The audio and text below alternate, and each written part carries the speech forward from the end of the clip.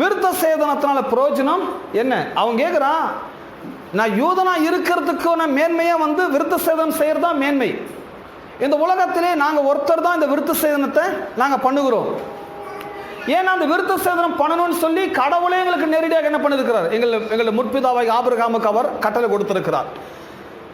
பிறகு அதை சட்டமாக இயக்கி மோசே எங்களுக்கு கொடுத்திருக்கிறார். ஆகவே இந்த உலகத்தில் நாங்கள் ரொம்ப விசேஷமானவர்கள், நாங்கள் ரொம்ப விசேஷமானவர்கள் என்று இந்த விருத்த சேதனத்தினால் நாங்கள் யூதனா இருக்கிறோம் என்று காண்பிக்கிறோம்.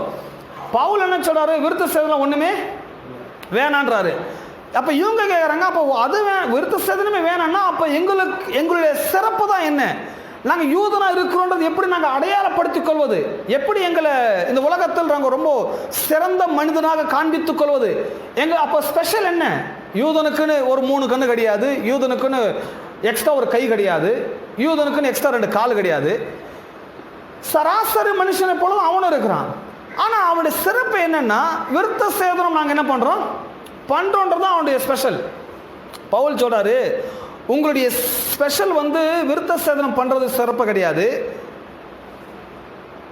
2ஆம் வசனம் சொல்லப்பட்டுள்ளது, அது எவ்விதத்திலும் மீதியா இருக்கிறது. தேவனுடைய வாக்கியங்கள் அவர்களிடத்தில் ஒப்புவிக்கப்பட்டது, விசேஷித்த மேன்மையாமே.